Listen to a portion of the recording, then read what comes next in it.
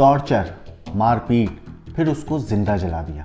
ये दर्द भरी कहानी है एक 16 साल की लड़की की। एक 16 साल की लड़की को अपने दोस्तों पर भरोसा करना इतना महंगा पड़ा कि उन दोस्तों ने उसको तड़पा तड़पा कर मौत की नींद सुला दिया। उसको बेरहमी से टॉर्चर किया, उसके बाल उखाड़ दिए, यहाँ तक कि उसको पेट्रोल डालकर जिंदा जला दिया। ये दर्द की हैवानियत की कहानी है उन 6 दोस्तों की जिन्होंने एक 16 साल की मासूम लड़की को बड़ी भयानक और दर्दनाक मौत दी। तो चलिए आइए जानते हैं उस लड़की की दर्द की कहानी। नमस्कार, मेरा नाम है मोहम्मद आसिम और आप देख रहे हैं क्राइम तक। ये कहानी है हिंदुस्तान की ज़मीन से करीब 6,795 किलोमीटर दूर इंग्लैंड के ग्रेट मैनचेस्टर की, जहां सुजैन कैपर नाम की एक लड़की रहती थी। 1 सितंबर 1976 के दिन सुजैन का जन्म हुआ। वो अपनी बहन और अपने सौतेले पिता के साथ रहा करती थी। दरअसल उसकी माँ जो थी उन्होंने दूसरी शादी कर ली थी, लेकिन बाद में उसकी माँ ने जॉन से तलाक ले लिया। लेकिन उसकी जो दोनों बेटियां थीं वो अपने सौतेले पिता के साथ ही रहना पसंद करती थी। इसी वजह से वो अपनी माँ के साथ नहीं गई, बल्कि वो अपने सौतेले पिता के साथ ही रहा करती थी। जब उसकी माँ का तलाक हुआ तो सुजैन सिर्फ 10 साल की थी। दिन बीत रहे थे। एक अच्छे परिवार की तरह, खुशहाल परिवार की तरह जॉन और उसकी दोनों बेटियां साथ रहा करते थे। सुजैन जो थी काफ़ी सीधी सादी लड़की थी, बहुत कम दोस्त थे, वो अपने आप को अकेला भी महसूस करती थी। वो इतनी सीधी थी कि उसके सीधेपन का कोई भी आसानी से फ़ायदा उठा सकता था। इसी बीच उसके घर के पास एक महिला थी जिसका नाम था जीन पॉवेल। वो उसके पड़ोस में रहा करती थी। जब सुजैन की उम्र 14 साल की हुई तो उसकी दोस्ती जीन से हो गई, जिसकी उम्र उस वक्त 26 साल की थी जब सुजैन 14 साल की थी। जीन यहाँ इस घर में अकेली नहीं रहती थी। जीन के साथ क्लिफोर्ड पूग नाम का लड़का भी रहता था। यही नहीं, यहाँ जीन के 3 बच्चे, उसका भाई, उसका ex husband Glen Powell, Anthony Mitchell Latson, Jeffrey Lig, Jeffrey Lig जो था वो भी इसके साथ ही रहता था। और जेफरी जो था वो एक एक क्रिमिनल बैकग्राउंड का लड़का था। दरअसल वो नशे के कारोबार से जुड़ा हुआ था और उस पर कई पुलिस केस भी चले थे।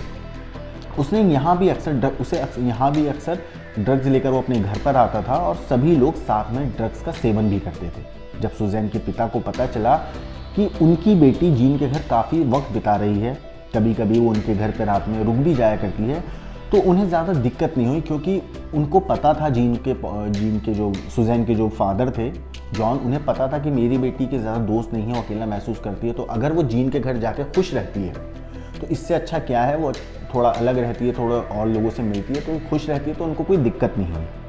उन्हें लगा कि चलो सुजैन को आखिर कोई तो दोस्त मिला। सुजैन उनके साथ रहकर काफ़ी खुश भी दिखती थी, लेकिन उन्हें ये नहीं पता था कि इस घर में क्या क्या होता है।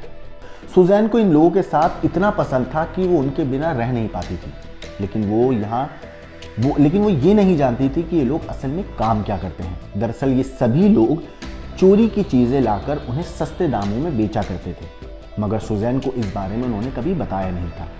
जल्द ही वो घर इतना बदनाम हो गया था कि सभी लोगों को पता चल गया था कि यहाँ पे चोरों का गिरोह रहता है, गैंग रहती है। जब पिता ने सुजैन को समझाना चाहा कि बेटा उस घर में ज़्यादा मत जाया करो, वो लोग ठीक नहीं है, तो सुजैन ने उनकी बात को इग्नोर कर दिया और उन लोगों के साथ रहना जारी रखा। सुजैन उनके लिए इस कदर पागल हो चुकी थी कि वो अपनी पॉकेट मनी के पैसे भी उन पर उड़ाया करती थी। उसे नहीं पता था कि उसके भोलेपन का जो महिला थी जीन, वो किस कदर फ़ायदा उठाने वाली है। जीन उससे घर का सभी काम करवाती थी और एक वक्त ऐसा भी आया जब जीन ने बाकी घरों में सुजैन से काम करवाया और जो पैसे मिलते थे वो भी जीन रख लिया करती थी। मतलब सोचिए किस हद तक जो जीन थी वो सुजैन के दिमाग पर सवार हो चुकी थी। लेकिन अभी भी सुजैन को उसमें एक अच्छा दोस्त दिखता था। वो उसे जीन को अपना अच्छा दोस्त मानती थी। जीन के इशारे पर वो सारे काम किया करती थी। लेकिन तभी उनके घर में एक और महिला रहने को आती है। यहाँ पे एंट्री होती है एक और महिला की, जिसका नाम था बर्नडेट मैकनीली, जिसकी उम्र 24 साल थी। वो पहले जीन के पड़ोस में ही रहती थी। उसका पति के साथ तलाक हो चुका था, उसके भी 3 बच्चे थे और एक बॉयफ्रेंड था जिसकी उम्र महज 17 साल थी। बर्नेट का जीवन जीन के घर में आना जाना काफ़ी शुरू हुआ। तभी से यहाँ ज़्यादा दिक्कतें भी होने लगी। दरअसल बर्नेट की आदत थी कि वो चाहती थी कि हर कोई ना उसकी बात माने। वो थोड़ा एक ऐसा दिखाती थी कि मैं हूँ तो मेरे आसपास जितने लोग हैं वो सब मेरी बात मानेंगे, मैं जो बोलूँगी वो सही है, मैं जो बोलूँगी वो गलत है। फिर वक्त आया नवंबर 1992 का। सुजैन ने सोचा कि क्यों ना कुछ दिन वो अपने परिवार के साथ बिताए, तो वो सीधा अपनी माँ के घर गई। लेकिन उसकी माँ ने सुजैन को रखने से मना कर दिया। तो फिर वो सुजैन जो थी वो अपने पिता के पास गई। तकरीबन आधा पौन घंटा वो अपने पिता के पास रुकी, मगर पिता ने उसको वहाँ पे जब रही ना, वो काफ़ी देर, आधा पौन घंटा रही, तो वो उसका बोर होने लगी, उसका दिल नहीं लगा। फिर शाम को वापस बोर होने के बाद वो फिर वापस जीन के घर आ गई। फिर एक दिन शाम में जब ये सभी लोग घूम रहे थे तो उन्हें एक सड़क पे एक शेख चलता हुआ दिखाई दिया। शेख घूम रहा था, कोई मतलब कोई अरब कंट्री का कोई इंसान था, शेख था। तो वो कोई घूम रहा था। तो सुजैन ने मजाक में जीन से कहा कि क्यों ना तुम इस शेख से दोस्ती कर लो और इसे भी घर ले आओ। जीन को सुजैन की इस बात पर इतना गुस्सा आया, वो ये बात सुनकर इतनी भड़की कि उसे सुजैन से नफरत होने लगी थी। अब इसकी सज़ा देने के लिए उसने सुजैन को घर के बाथरूम के अंदर पूरे 4 दिन के लिए बंद कर दिया। 4 दिन बाद भी उसका गुस्सा जब शांत नहीं हुआ तो जीन ने घर के बाकी सब लोगों के साथ मिलकर सुजैन को जमकर पीटा। सुजैन ने यह सब भी बर्दाश्त कर लिया। फिर दिन आया 3 दिसंबर 1992 का। सुजैन ने सोचा कि अब वो यहाँ नहीं रहेगी और वो अपने पिता के घर वापस आ गई। लेकिन सुजैन के जाने के बाद जीन और उसके साथ रह रहे सभी लोगों को यह एहसास हुआ कि यार फ्री की एक नौकरानी थी हमारी, वो चली गई, काम कौन करेगा। तो इन सब लोगों ने मिलकर प्लान बनाया कि क्यों ना हम सुजैन से माफ़ी मांगे और उसे वापस अपने घर ले आए। 3 दिसंबर को ये सब हुआ। जब 3 दिसंबर को सुजैन अपने पिता के घर वापस आई थी और तकरीबन 4 दिन के बाद 7 दिसंबर को 1992 में ही ये सब लोग सुजैन के घर पहुंचे। उन्होंने सुजैन से माफ़ी मांगी और कहा कि हम दोबारा ऐसा नहीं करेंगे और हमसे गलती हो गई, हमें माफ़ कर दो।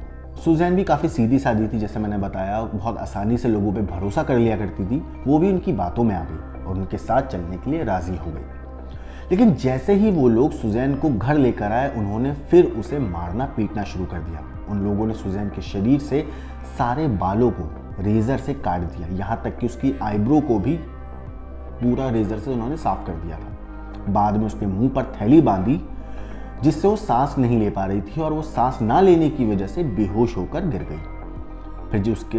फिर जिसके हाथ में जो आ रहा था, चाहे वो लकड़ी हो, डंडा हो, बैट हो, मतलब जो भी उनके हाथ में आ रहा था, उससे वो सुजैन की पिटाई करना शुरू कर दिया। उन लोगों ने उससे बेरहमी से सुजैन को मारा पीटा। ये मारपीट इतनी भयंकर थी कि सुजैन का एक बाजू टूट कर लटक गया था। सोचिए कितनी बेरहमी से उस 16 साल की लड़की को इन लोगों ने मारा होगा, पीटा होगा। उन्हें तब भी उस पर तरस नहीं आया। तो उन्होंने क्या करा, सुजैन को अलमारी के अंदर बंद कर दिया और फिर अगले दिन अलमारी से निकाला और ऊपर वाले कमरे में ले जाकर, यहाँ सुजैन को इतनी तकलीफ हो रही थी कि चीखना चिल्ला रही थी। तब जीन और जो दूसरी महिला आई थी बर्नेट, उसने सोचा कि ऐसे लोगों को पता चल जाएगा कि इनके घर में कुछ हो रहा है। तो इन लोगों ने सोचा क्यों ना हम सुजैन को जीन के घर से बर्नेट के घर लेकर जाएं। फिर ये लोग बर्नेट के घर लेकर गए और यहाँ उन्होंने बैट से सुजैन को बांध दिया। फिर जीन और बर्नेट ने दोबारा सुजैन को मारना पीटना शुरू कर दिया। आने वाले 5 दिनों तक इन लोगों ने सुजैन को जमकर मारा पीटा, उसे टॉर्चर किया। सुजैन को वो लोग पानी वाले इंजेक्शन भी लगा रहे थे। वो बेचारी दर्द से करा रही थी, तड़प रही थी, मचल रही थी। लेकिन इन लोगों को उस पर बिल्कुल भी तरस नहीं आया। लेकिन इस पानी वाले इंजेक्शन के बावजूद भी इनका मन नहीं भरा। इन्होंने सुजैन के शरीर को सिगरेट से जलाना शुरू कर दिया। उसे ये लोग बाथरूम तक नहीं जाने दे रहे थे। इससे सुजैन वहीं अपना मतलब टॉयलेट, बाथरूम जो भी था वो वहीं पर बेड से बांध कर रख रखा था, वहीं वो कर रही थी। अब इतना सब कुछ होने के बाद इन सभी लोगों को अब सुजैन में से बदबू आने लगी थी। तो इन लोगों ने सोचा क्यों ना हम इसे नहलाएं। तो इन सभी लोगों ने सुजैन को उठाकर बाथरूम लेकर गए और फिनाइल से भरे हुए टब के अंदर सुजैन को फेंक दिया। सुजैन तड़प उठी क्योंकि उसके जिस्म पे ऑलरेडी जख्म थे और इन्होंने उसका बाजू भी टूट चुका था, उसके हाथ पैर भी टूट चुके थे, उसके जिस्म से खून निकल रहा था अलग अलग जख्मों को, और इन्होंने उस लड़की को उठा के फिनाइल वाले टब में धकेल दिया। लेकिन ये सब चीज़ें जब हो रही थी तो बर्नेट के घर के पास एक इंसान रहता था जिसका नाम था डेविड। डेविड को कुछ एहसास हुआ कि कुछ बर्नेट के घर में कुछ गड़बड़ी हो रही है। तो जब डेविड बर्नेट के घर गया तो उसने जो देखा वो देखकर उसके पैरों तले ज़मीन खिसक गई थी। जिस हिसाब से सुजैन को टॉर्चर कर रहे थे ये लोग, वो देखकर खौफ में आ गया। सुजैन डेविड के आगे हाथ जोड़कर भीख मांग रही थी कि उसे बचा ले, लेकिन उस शख्स ने भी सुजैन की कोई मदद नहीं करी।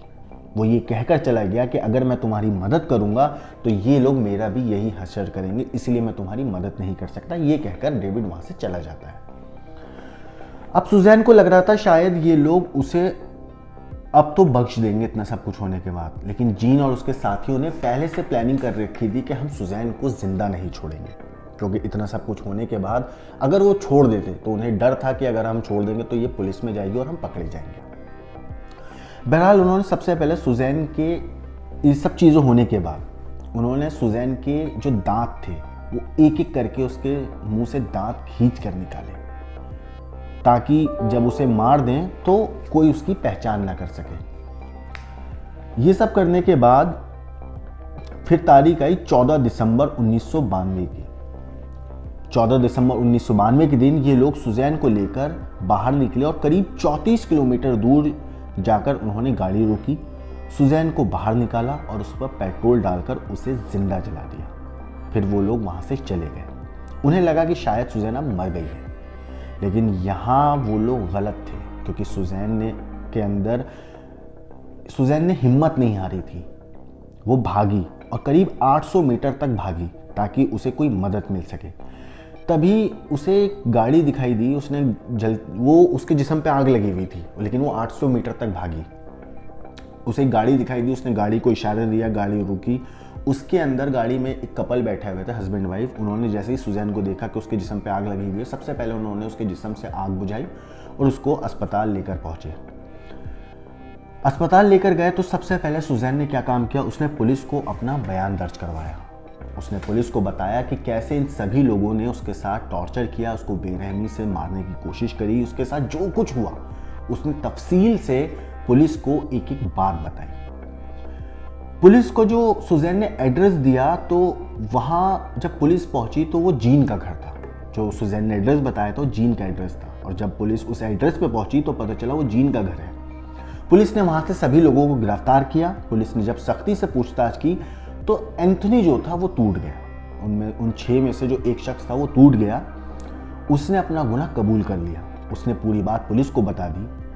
मगर सुजैन जब तक कोमा में जा चुकी थी, क्योंकि उसका जिस्म 85% जल चुका था। शरीर के लगभग सारे अंगों ने काम करना बंद कर दिया था और 18 दिसंबर 1992 के दिन इस चीज़ के मतलब जब उसको जलाया गया उससे 4 दिन के बाद उसकी मौत हो गई, उसने दम तोड़ दिया। उधर जिन 6 लोगों को पुलिस ने गिरफ्तार किया था उनके खिलाफ पुलिस ने सबूत भी कोर्ट में पेश किया। कोर्ट में जब ये सभी आरोपी पहुंचे तो इन्होंने गेम प्लान बनाया। इन्होंने क्या किया कि जितने भी आरोप थे वो एक दूसरे पर लगाने लगे कि मैंने नहीं, इसने किया था। बर्नेट बोली कि जीन ने किया था, जीन ने बोला एंथनी ने किया था, एंथनी ने बोला पूक ने किया था। ये एक दूसरे पर इल्ज़ाम लगाने लगे। इन सारी चीज़ों के बाद जब ये लगातार इल्ज़ाम बना रहे थे तो अदालत में भी एक तरीके की कन्फ्यूजन हो जाती, लेकिन कंटिन्यू सब चीज़ें चल रही थी। इंडिपेंडेंट की एक रिपोर्ट के मुताबिक कोर्ट ने महज 9 घंटे के अंदर सभी आरोपियों को दोषी करार देते हुए सज़ा सुनाई थी, जिसमें फिलफर्ड को 15 साल जेल की सज़ा हुई, जेफरी को 12 साल जेल की सज़ा हुई, एंथनी को 18 साल की जेल की सज़ा हुई, जबकि ग्लेन, बर्नार्ड और जीन को उम्र कैद की सज़ा सुनाई गई, वो भी गैर जमानती सज़ा। मतलब उम्र कैद, वो ताउम्र जेल में रहेंगे और उन्हें जमानत नहीं मिलेगी। इस तरीके से उन्होंने एक 16 साल की लड़की को तड़पा तड़पा कर बेरहमी से मौत के घाट उतार दिया। उस लड़की का गुनाह सिर्फ इतना था कि वो बहुत सीधी थी, बहुत भोली थी। उसने आसानी से लोगों पर यकीन कर लिया, उन्हें दोस्त समझा, लेकिन वो दोस्त इंसान ही नहीं थे, वो हैवान थे। क्योंकि जिस तरीके से इन्होंने सुजैन को मौत दी, वो देखकर किसी की भी रूह कांप जाए। वो तस्वीर इतनी भयानक है, हम आपको नहीं दिखा सकते जो सुजैन की थी, लेकिन आप यकीन मानिए वो तस्वीर देखकर ही रोंगटे खड़े हो जाते हैं। इतनी बेरहमी से उसको मौत दी इन लोगों ने। इस कहानी के ऊपर आपका क्या कहना है, आपका क्या सोचना है, हमें कमेंट करके ज़रूर बताएं। बाकी देश और दुनिया की बाकी क्राइम की खबरों के लिए देखते रहिए क्राइम तक।